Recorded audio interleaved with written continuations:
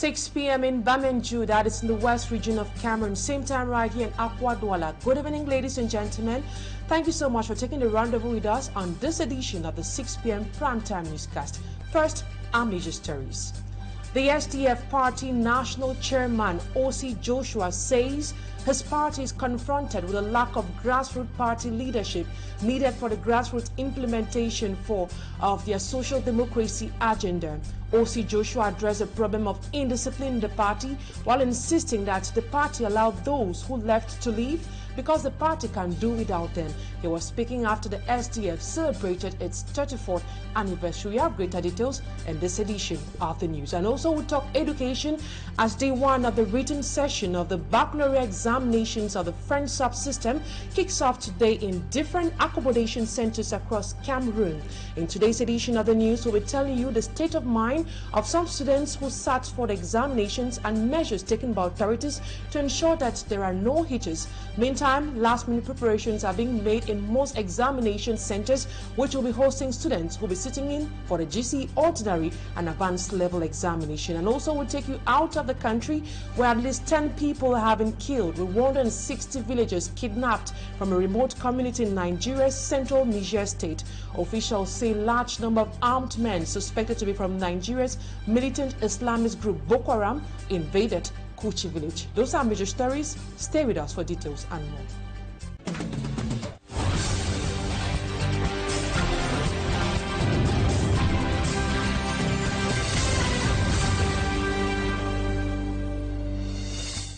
Thank you so much for choosing Equinoxe Television. For presentation, I am Immaculate Fogwe.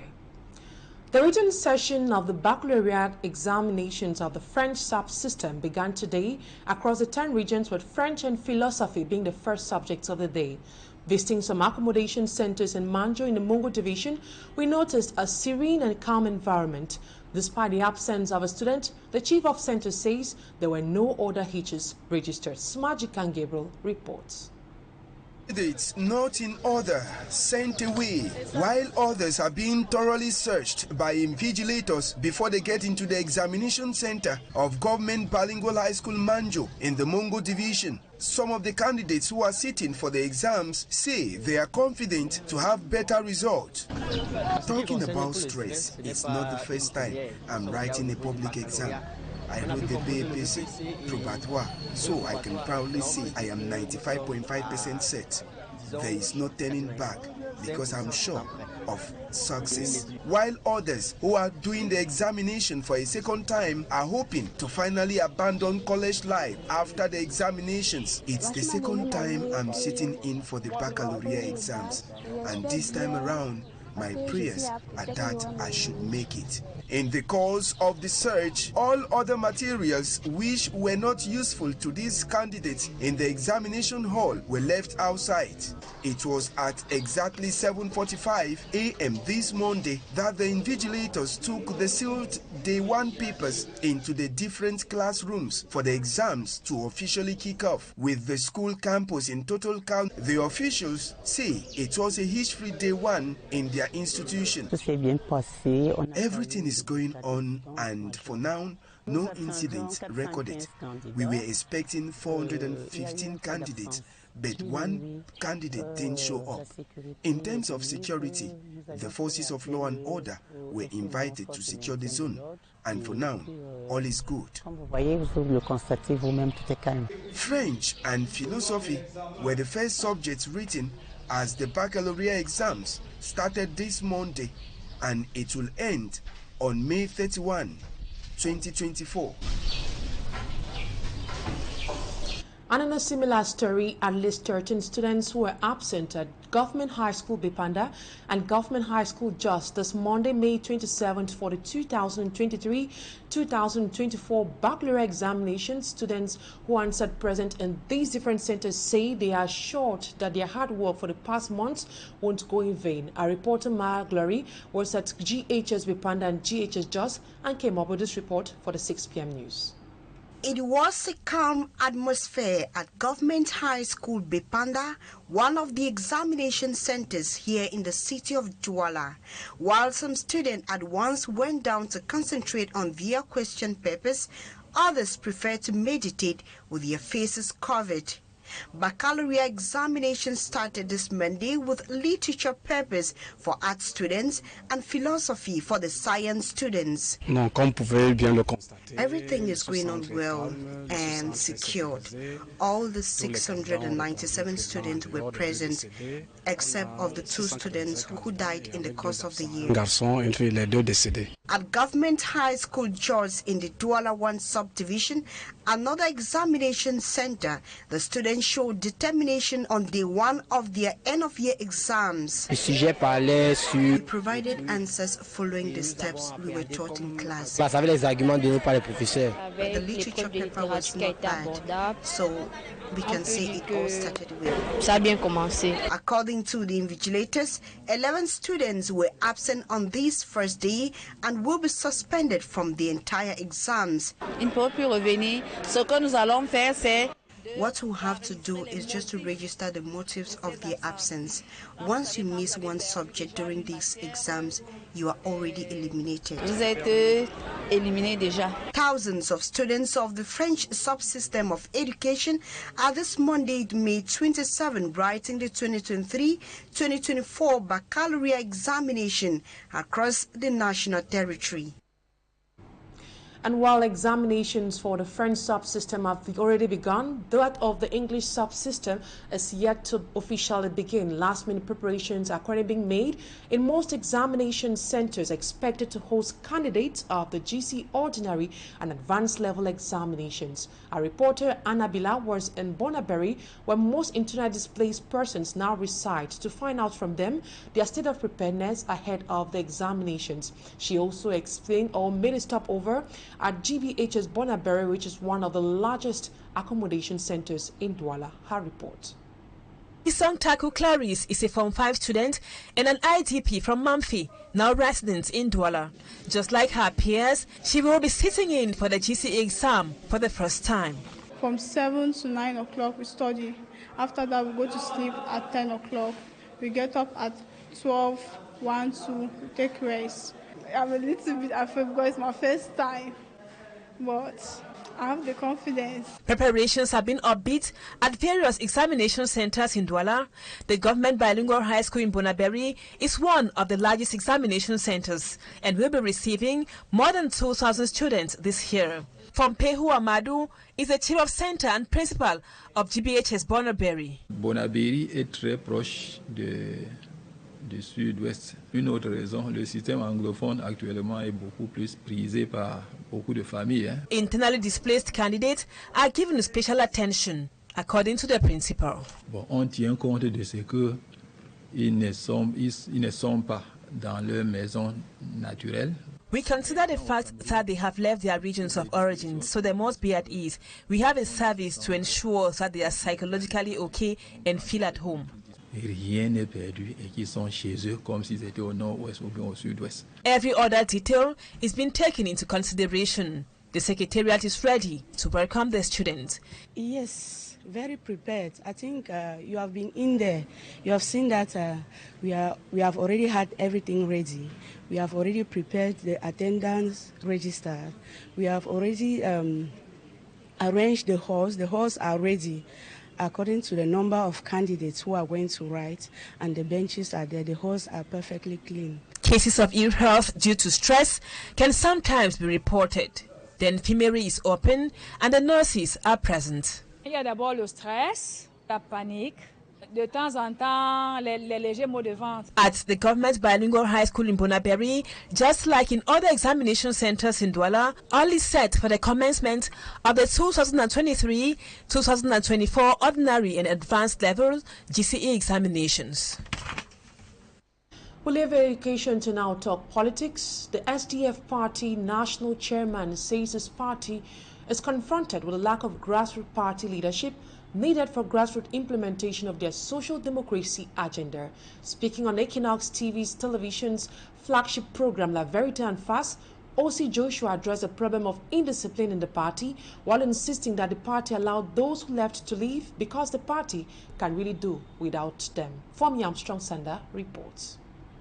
34 years after creation The Social Democratic Front (SDF) party is still grappling with problems of indiscipline, lack of grassroots leadership, dwindling fortune in terms of elected positions, among others.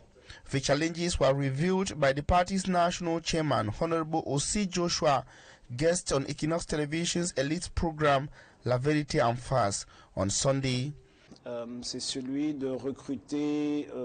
It is that of recruiting reliable officials for the party. We need serious and committed grassroots leaders to carry on the social democracy agenda of our party. In our meetings in the regions, we observed that we have many supporters but do not have energetic and competent leaders to guide them. From the many people who come to our meetings, you hardly see someone with the needed leadership capacity. Commenting on the reasons that saw some 27 party bigwigs quitting the SDF, Honorable Osi Joshua says the SDF party prefers 10 disciplined members to a crowd of indisciplined supporters. Un parti politique ne peut pas gouverner si la discipline n'est pas de rigueur. About the consequences of their departure on the performances of the party, the chairman says they choose to let them go because the SDF party can do without them. Osi Joshua says Rigo is his mantra, and as the SDF national chairman, he is extremely determined to weed the party of indisciplined supporters. Elected as the SDF national chairman on October the 28th, 2023, Osi Joshua says they are working hard and successfully so in restoring the grandeur of the SDF. The party now has 5 members of parliament, 4 municipal councils, and an appointed senator. A dwindling fortune for those who see the Social Democratic Front Party from the lenses of the 1990s in Cameroon. In 1997, for example, the SDF party won 43 seats in the 180-member parliament of the Republic of Cameroon. And away from politics, poverty is rife in Cameroon. The National Institute of Statistics says poverty has been increasing in the country for the past years. Babila Jonathan read through its recent reports that focus on the rate of poverty and now files in details. Findings of the National Institute of Statistics reveal that about 4 out of every group of 10 Cameroonians are poor. That means 37.7% of the population live in poverty. In greater details, the National Institute of Statistics said in its recent report that out of a population estimated at 26.7 million inhabitants as of 2022, 10.1 million inhabitants are living with less than 813 francs CFA a day. That is 24,724 francs CFA per month. These figures speak volumes of the high rate of poverty in Cameroon. There is increasing poverty in Cameroon as a result of limited economic opportunities, which results from bad governance and the lack of infrastructures which can support people to be able to fend for themselves. If you look at in recent times, our economy is suffering from post-pandemic effect. The COVID-19 destabilized certain sectors in the economy. We also have a political instability situations in the northwest, southwest, and in the northern part of Cameroon. It plays a great impact on the lives of people. The far north, northwest, and north regions record the highest rate of poverty, while the political capital Yaoundé and the economic hub Douala, the south, center, and littoral regions have the lowest poverty rate, below 30.8% of the target population of the 2030 National Development Strategy. Out of our national frontiers, we now take you to Nigeria, where 10 out of the 160 people kidnapped from a remote community in Nigeria's central Niger state Those kidnapped were mostly women and children, while those killed included local hunters who were providing security for the area. And in Burkina Faso, the ruling junta will remain in power for another 5 years following a national talks on Saturday that proposed extending the transition back to democracy by 60 months from July. A roundup of these stories with our reporter, Cedric Chakutio. 10 people have been killed and at least 160 other villagers have been kidnapped from a remote community in Nigeria's central Niger state. A large number of armed men, suspected to be from Nigeria's militant Islamic group Boko Haram, invaded Kuchi village last Friday night. Those kidnapped were mostly women and children, while those killed included local hunters who were providing security for the area. The gunmen reportedly rode into Kuchi on motorbikes and even spent time cooking food, making tea and looting houses before leaving more than 2 hours later. Mr. Najum, who chairs the council of the Munya local government area, says the Kuchi community has been left traumatized and anxious to hear news of those taken. Elsewhere in South Africa, the IFP leader Valenkosini Albisa arrived to his party's final rally Sunday in Richards Bay ahead of South Africa's critical elections on May 29th. IFP is among the smaller opposition parties in the country. South Africans vote for parties and not directly for their president in national elections. Parties then get seats in parliament according to their share of the vote, and the lawmakers elect the president. Our people have watched us as South Africa was undermined by those who were entrusted to fulfill the promise of democracy. If the African National Congress ANC, which has been in the government ever since the end of the white minority rule in 1994, goes below 50%, it would likely need an agreement with other parties to have the vote in parliament to re-elect sitting President Cyril Ramaphosa. And Burkina Faso's military leader will stay in power for 5 more years after a new charter was signed following national constitutions on Saturday, May 25. The talks in the capital, Ouagadougou, included civil society, security forces and transitional lawmakers, but most political parties did not participate. Burkina Faso is one of a growing list of West African countries where the military has taken power, accusing the elected government of failing to keep their promises. And that's it for the first part of the news. Talking Point is up next.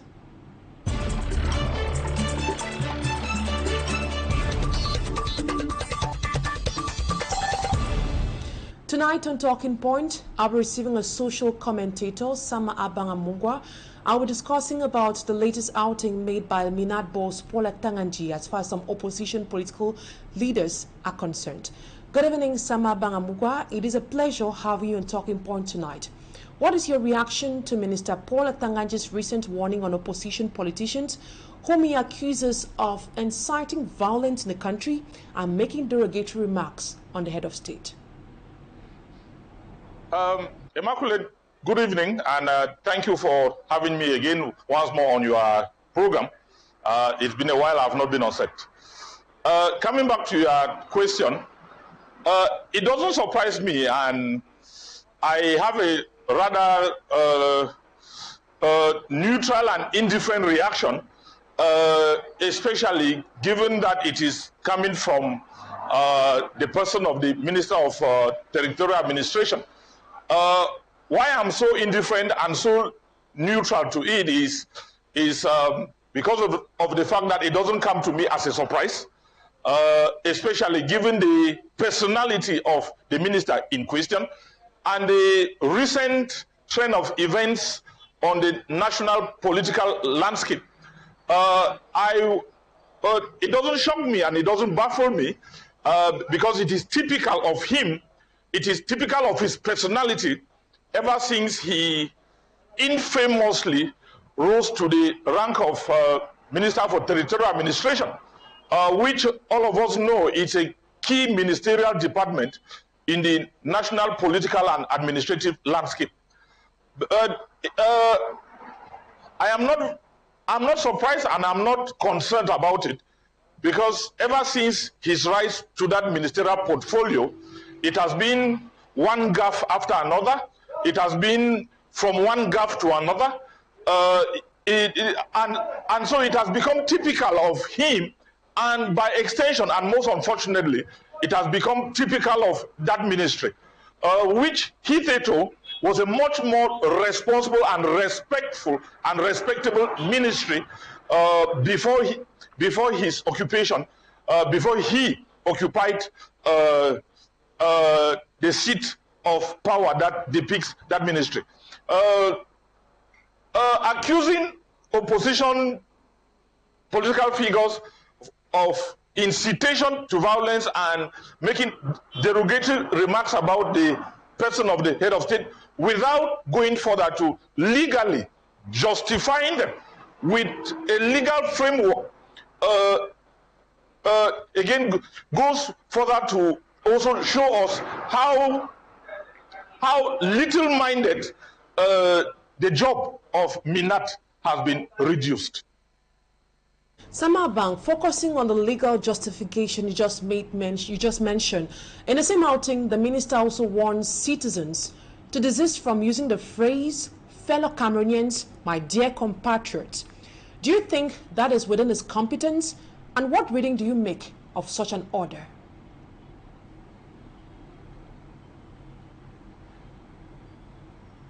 I'm sure one day in this country, Cameroonians will get up and the Minister for Territorial Administration would have decreed a formula for people to say good morning to one another, or for children to should I say greet their parents, or for people to introduce themselves.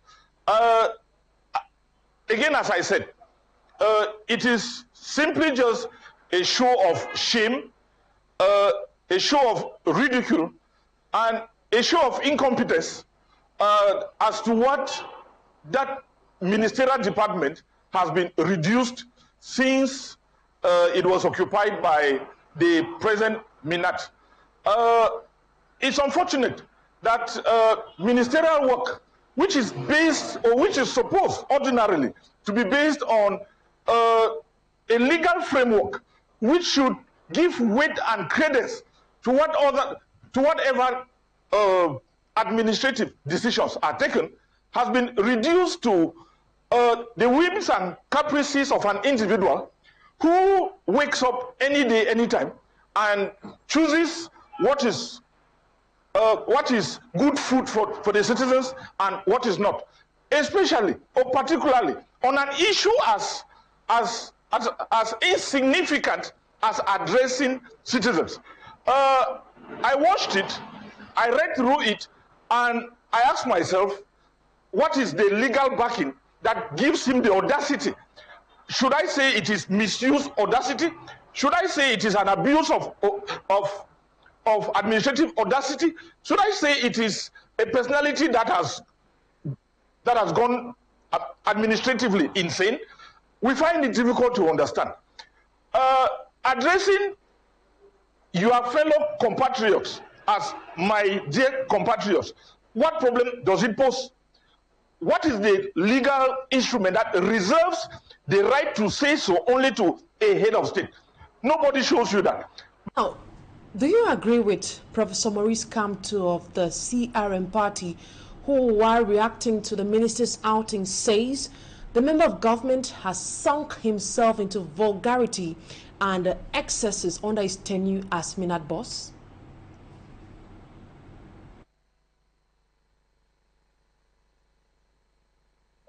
If it were just sinking himself into vulgarity, one wouldn't have bothered, would only have felt pity for him and his family. But when you watch how comedians and social media influencers in other countries, like in the case of an Ivorian comedian, which I watched, making mockery and mimicry of Cameroon because of that ministerial outing, you can only feel sorry for how an individual, out of his own excesses, out of his own overzealousness, has dragged an entire nation of 30 million people into the international public theater of shame, because it is not Atanganji who is being made full of, but it is Cameroon and Cameroonians. And I think this is not the first case. We watch, I'm sure it was in 2018, or was it 2019, in a very undignified event, how the same minister on an official visit to the north, or was it far north, compelled Muslim traditional leaders and religious clerics to swear an oath of allegiance by the Quran, by the most venerated holy book, the Quran, asking them to swear that they would join the head of state to fight against insecurity and terrorism. Minat, by the last time I checked, was a Catholic Christian, or is still a Catholic Christian, going to the extent of holding the holy book of the Muslim and compelling them to swear an oath before a Christian was the height of blasphemy. And thank God that we are in a docile nation like Cameroon, because if this had happened in northern Nigeria or in some extremist Islamic nations, this country would have gone up in flames. Or that same minister would not have returned to Yaoundé in one piece, because that was the height of administrative gangsterism, administrative banditry, I should say, when you go to the extent of tampering with the faith, the religion of a whole set of people. Now, critics have also qualified the minister as being overzealous. Do you share this thought? And what do you think makes this minister overzealous? Overzealousness, yes. Pomposity, yes. Being a bully, yes. Administrative arrogance, yes. And many more. But as to what accounts for his overzealousness, there is just one explanation: incompetence and the knowledge of the fact that it is only a regime like this under which such personalities can survive. Because I wonder how it would have even gotten to the fact, or to the point where personalities of unknown academic, administrative, and intellectual capacities could be so easily propelled to lead such enviable ministerial departments and dictate the law of lawlessness, or the lawlessness of the law, to professors of law. It can only be explained by the fact that it is a regime that promotes mediocrity and incompetence, and which survives on it. And so for their own administrative and political relevance, they must perpetuate that which brought them into the limelight. Sama Abamungwa, thank you so much for your time and for being part of Talking Point tonight. And that's what put an end to today's edition of the 6 p.m. primetime newscast on Equinoxe Television. Thank you, ladies and gentlemen, for your keen attention. Stay in the company of more interesting programs on ETV. Up next is the program Equinoxe, presented by Serge Alain Otto. Have a wonderful night.